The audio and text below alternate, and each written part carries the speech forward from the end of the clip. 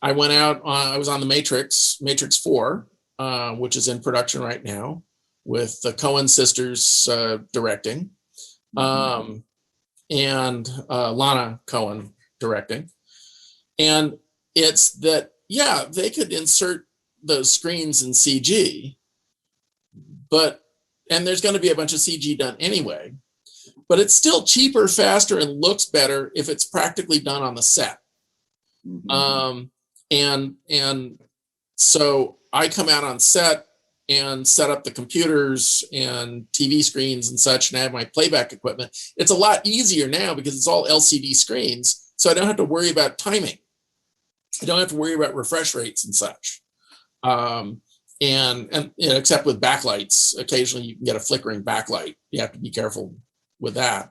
But I can see on the monitor, I can see if I have any artifacts.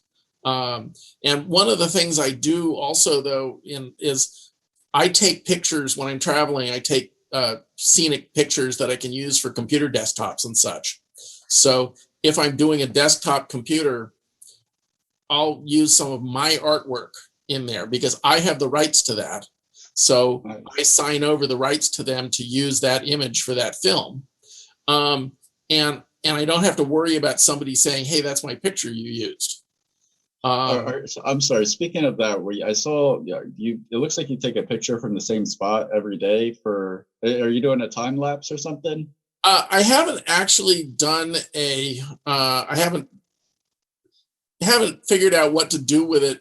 In part because I'm an in the moment person, and so I take those every day.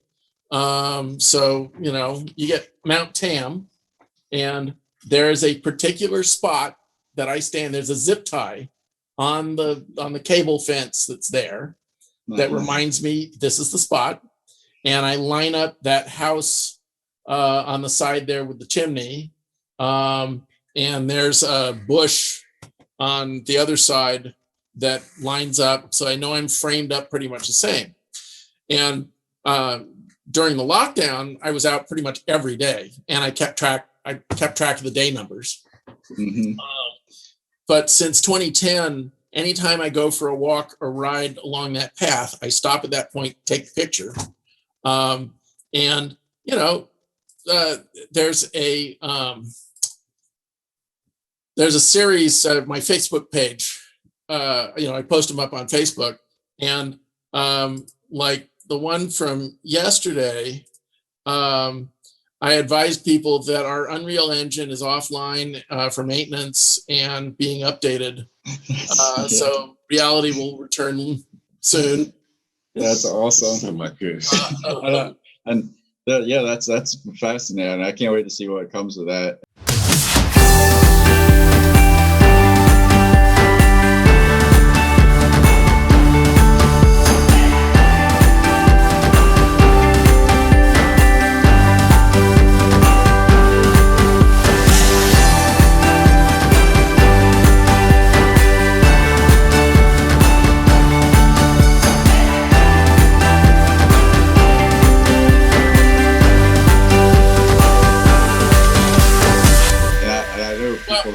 Are like really angry with me because you were talking about Matrix 4 and it was the topic of desktop backgrounds and scenic photography that I wanted to elaborate on, and we just jumped right off of Matrix 4.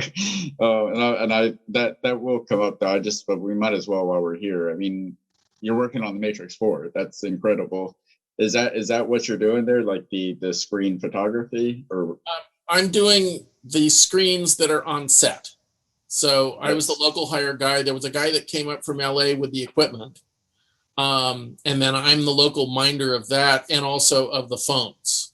So the phones have an app that runs on them so that it rings at the right time and such. I have a remote so that I can operate the phone by remote so that it can light up and put the correct scene up at, on cue.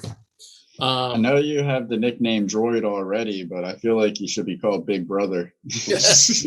Well, But that's all part of the gig of being able to have things all set so that when the person does the thing on the computer, the right thing comes up at the right time.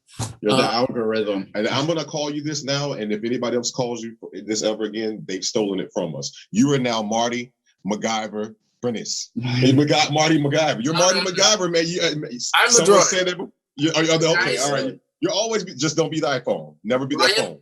Brian Johnson dubbed me Marty the Droid when I started at ILM, and that stuck. My login for the Lucasfilm system was Droid. You got to keep it then. You got to keep it. People in the computer group, there were people who didn't know my meat space name. They just knew me as Droid.